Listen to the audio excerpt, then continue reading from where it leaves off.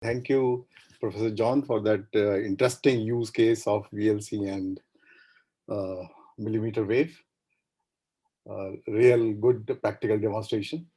But my talk is going to be little general in the sense that I want to explore how VLC can be used in beyond 5G and future 6G. So I'll just briefly explain what are the direction, what are the challenges, what is happening. So the flow of my talk is start with 6G vision and then see how VLC fits in this vision. And then different technologies using optical wireless. It could be any band, not necessarily visible band, but it's a generic term, optical wireless communication technology. I'll be using OWC for this. And then what are the main building blocks of OWC networks? What are the research directions and what are the challenges? And finally, I'll conclude. So it's a good slide on vision of 6G wireless communication networks. So basically, it is aiming at global coverage, which includes satellite, UAVs, terrestrial, and maritime as well. So it basically covers globally. There's a global coverage. And it is going to use all spectra, sub-gigahertz, millimeter wave, terahertz, and optical. Professor John discussed about millimeter wave and optical. So basically all spectra will be exploited in 6G vision. And it will include full set of applications using AI, big data. So a lot of machine learning will happen, which will actually, improve operational intelligence, environmental intelligence, or service intelligence of the network. And then strong security, both at physical layer and network layer. So 6G wireless, 5G, we know it has enhanced mobile broadband, which is popularly called as eMBB, or MMTC, which is massive machine type communications, ultra reliable and low latency, URLLC. Whereas 6G is going to combine some of these things, and then the kind of goals or the objective they have set is really very, very challenging. So they have come out with some enhanced mobile, or you can say eMBB plus, which is which basically combines both reliability as well as low latency, so which is termed as mobile broadband reliable low latency communication. Also massive machine type communication combined with low latency, which is referred as massive ultra reliable low latency communications. And then 5G talks about quality of service and quality of experience, whereas you are going to have an immersive experience, and the parameter which they are targeting is quality of physical experience, QoPE, which is actually a combination of quality of service and quality of experience. And it uses all three C's, that is communications, computing, control, and also localization. Professor John discussed about localization for using VLC and millimeter, and then sensing, and also energy of a small device through wireless energy transfer. So basically, what I'm going to discuss under this head, the whole thing will take a lot of time, but I'll be focusing on the optical part here, how optical can be exploited for 6G vision here. So just to tell you the total electromagnetic spectrum, you have RF spectrum and visible spectrum, and you can clearly see here visible spectrum is 3 orders of magnitude more as compared to RF spectrum. So you have tremendous spectrum available here, and which is free. So, but one has to develop, devices which can make use of this spectrum. But there is no scarcity of spectrum. So these are some numbers regarding RF and optical spectra. So RF basically goes up to 300 gigahertz, which includes, high frequency or microwave and millimeter, and these are the ranges which are given here. And then you have the optical spectrum, which starts from 300 gigahertz, which goes to 30 petahertz, which includes IR, infrared. Again, there are different subsections of infrared, far infrared, thermal infrared, short wavelength, near infrared. And then you have the visible light. which starts from 394 terahertz to 833 terahertz. And then you have the ultraviolet, which goes up to 30 petahertz. So the applications of optical wireless, you can find in any range. For example, you can find this in chip communication, which is called as ultra short range. You're communicating between two chips using light. And then you can have applications in short range, which includes wireless body area network, or underwater, or within a flight. So this is some short range. I'll give you some numbers for these maybe in the next slide. And then you have the medium range, which basically includes vehicle to vehicle communication. The headlights of the car will communicate with the, either the street light or the traffic light, which includes vehicle to infrastructure communication, and VLC for local area networks and indoor IR. And then if you go little a higher distance, then you have free space optics, wherein you can use this as mobile backhaul. Instead of laying a fiber, you can use FSO, free space optics, as mobile backhaul. And also this has been used in ultra long range, which is space communication, two satellites communicating with each other through light. So it finds application, optical wireless finds application in all, depending on the distance, in almost all these applications. So basically, there are four basic technologies which will be used for different applications. So one of them is VLC, which is basically a physical layer. That is, there is a light emitting diode at the top, and then there is a media, there is optical wireless channel, and then you have a photodetector. So it can be your laptop where you have the dongle, which is a photodetector. So this is a VLC, visible light communication. So if you include both uplink communication as well as downlink, and also include mobility, handovers, then you actually land into Li-Fi, which is similar to Wi-Fi, and it has all features which Wi-Fi has. So this is light fidelity. And then you have OCC, that is optical camera communication, where LED light at the transmitter is communicating either through VL, visible light, or infrared with the device camera. So this is sort of unidirectional. And then if you want to use for backhaul applications or long distance application, the free space optics is another type of optical wireless communication technology. And it uses IR or visible light or ultraviolet, depending on what kind of distance you want, what kind of data rate you want. So these are the four architectures which will be used for different applications. That is visible light VLC, Li-Fi, and OCC, optical camera communication, and free space optics. Well, this basically covers the comparison of the two. So quickly I will go. Let me use that pointer here. So yeah, so communication topology, VLC has both unidirectional and bidirectional. Li-Fi has to be bidirectional. OCC is generally unidirectional, and FSO is both unidirectional as well as bidirectional. The kind of range you have in VLC is 20 meters. For Li-Fi, it is 10 meters, which is good enough for a room. And OCC is 60 meters. And FSO, you can have, satellite to satellite communication, few thousands of kilometers. In VLC, there can be a mobility support. Li-Fi, there has to be a mobility support. I mean, the user is moving from one place to another, so it has to support that handover. Then OCC is an optional.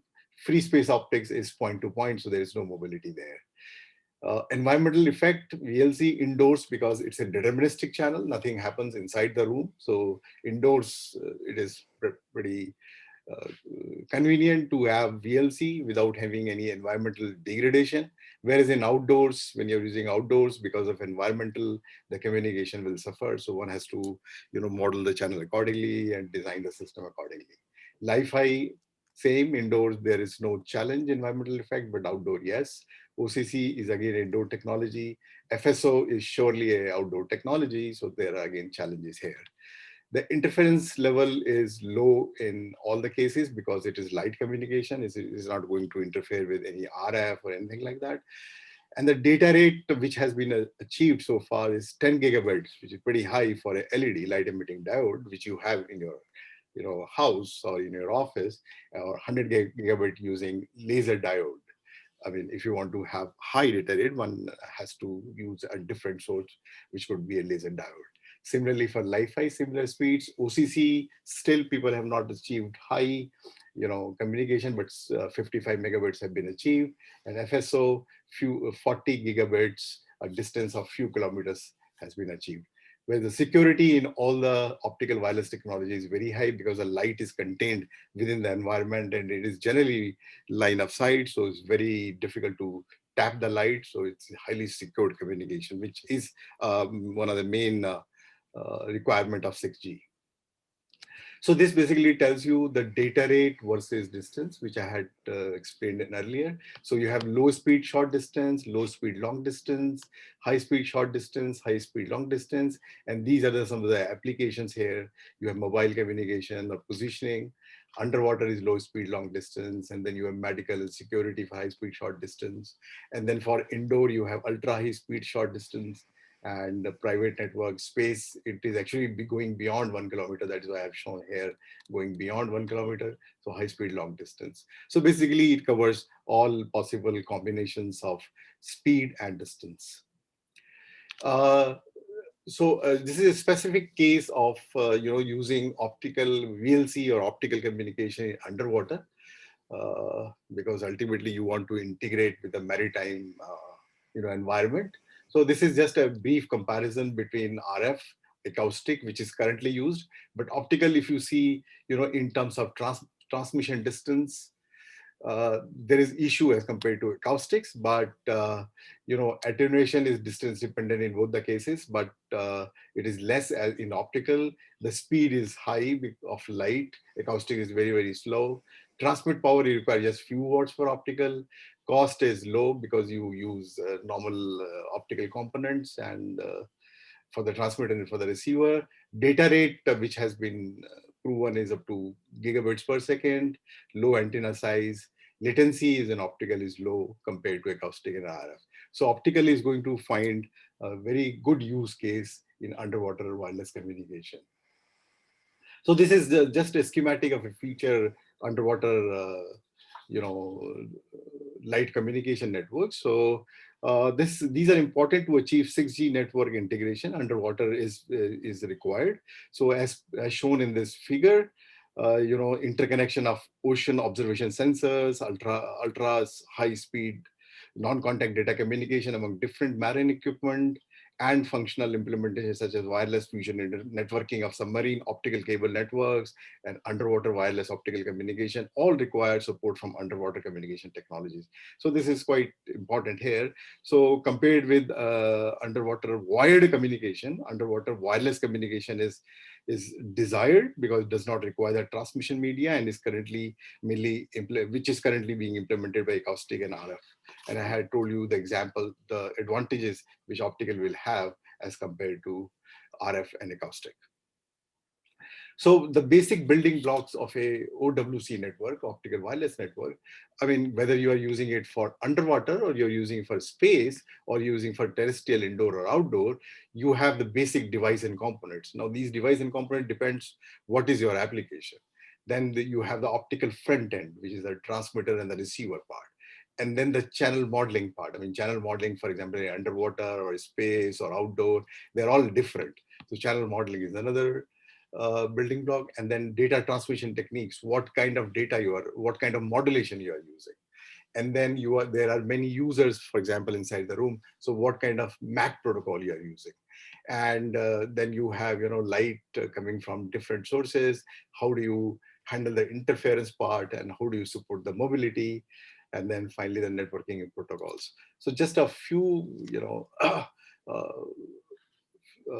about the what are the devices and components. So as I told you, for example, let me go here. So these are again, different bands here. And then as I told you, you have, high spectrum here, but then you have to have a device which can be modulated at that speed. So that modulation actually basically comes from this bandwidth of the device, which comes from this expression, which is a simple expression, C delta lambda by lambda square, where delta lambda is the emission spectrum and lambda square is the operating wavelength. So suppose I take, this blue light at 600 nanometer, and emission spectrum of that blue light is say 0.45, and then I can achieve a bandwidth of, close to 350 gigahertz, which is quite high. But then making such a kind of device is challenging. And similarly, this is the responsibility of the photodetector, which collects the light. So if you just put in some standard values here, you will see that it requires, zero point 0.5 amperes per watt, or zero point 0.5 milliamperes per watt per milliwatt of optical power for responding, which sometimes may be low. So there are advanced devices like avalanche photodiode or single avalanche photodiode, which are under development to meet the. Sorry to interrupt, Professor Srivastava. We Yeah, have about 5 minutes left. yeah, I'll try to close this. Yeah, yeah, okay. So yeah, I'll just go rather quickly here. So optical front end systems. Now, when you are using laser diode, you have to be careful about the eye safety standards. Your mobile terminal is changing orientation all the time, so you have to ensure that you get enough light at your receiver so that you are able to communicate.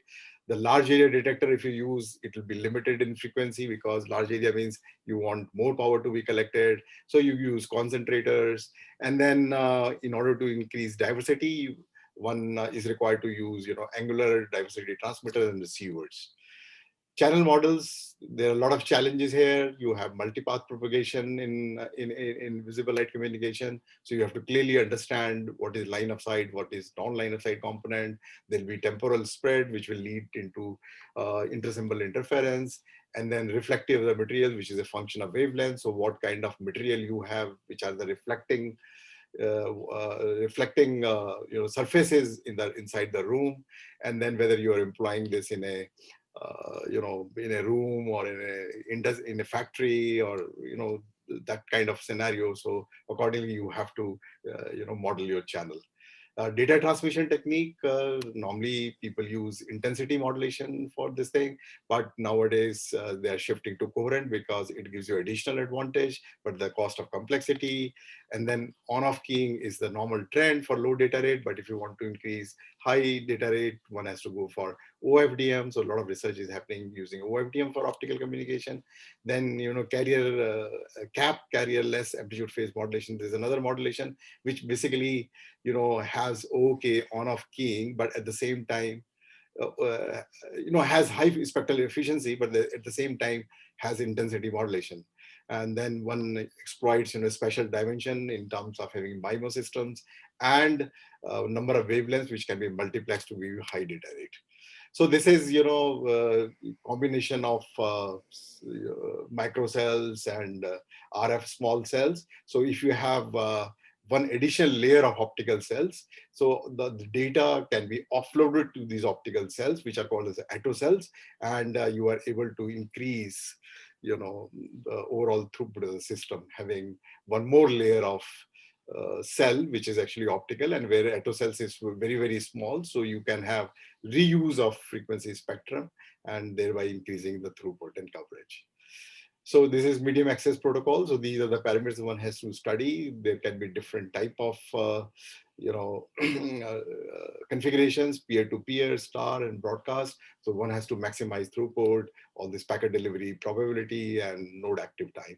So these are the recent experiments, what has been achieved so far using VLC using white LED or phosphorescent white LED or micro LEDs, using LEDs in underwater, using laser diode in underwater. So you will see, people have achieved 10 gigabits, I mean, few tens of gigabit for all of these applications. There is a fast development happening. In the last 4 years, a lot of development has happened and people have achieved about 20 to 30 gigabits for all these applications.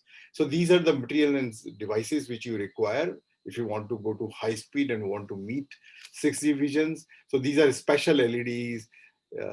I'll not go into the details. And similarly, you have special photodiodes here, and then combination of transmitter receiver in both the things have to be integrated into transceiver.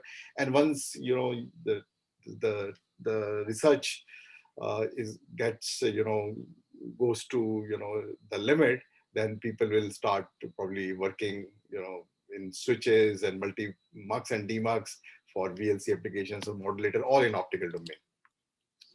So these are the challenges. I mean, you have challenge from the light sources, you have challenge from the receiver, you also have challenges from the baseband processing, you have challenges from point to point, and then you require large lens groups. So these are some of the possible solutions. For example, for large lens, there are nano optical antennas which you can beamform, use Fresnel lens, and you can steer based on using nano optical, and then use of MIMO and use of SX for baseband processing. So these are some of the possible solutions where active research is going on. And machine learning is going to be very, very important in VLC. There are a lot of issues in VLC, nonlinearity, modulation format, indoor positioning. So when using VLC, you can enhance the performance. These are the challenges here. You have to have frequent handover because the lights are everywhere. You have to switch from one place to another. So this is going to be a challenge. A lot of interference because the auto cell, the size is very small. There's loss in the atmosphere, and uplink is still not fully matured. Low data rate for OCC. Flickering, the light sometimes may flicker, so one has to design systems to avoid flickering, and then data rate improvement in fiber space for backhaul systems. So finally, I conclude here, VLC for beyond 5G and 6G technology platform is there, and there are a lot of applications VLC can be put to, and so it is going to support heterogeneous network, having high data rate and promising reliable security. But there are challenges which include interference, issues with ambient light, handover issues, intercell interference, backbone design, and how do you design VLC for very, very high data rates. So just final, I come from IIIT Delhi, and this is a state university by an act of Delhi government. So we have all these 6 departments, computer science, electronic, computational biology, human centered, social sciences, mathematics. So it is all IT centric institutes, and we have a lot of research centers, Center for Excellence in VLC and Li-Fi, which has been supported by TSDSI and European Union.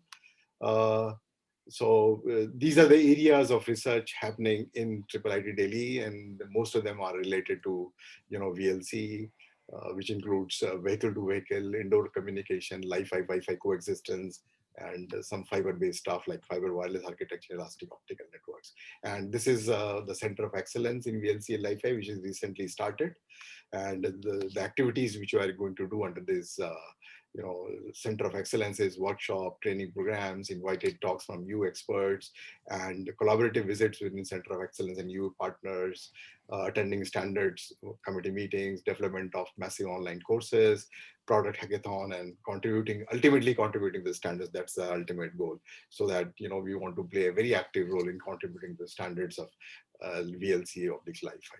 Thank you very much. I'm sorry I jumped the time. Thank you very much.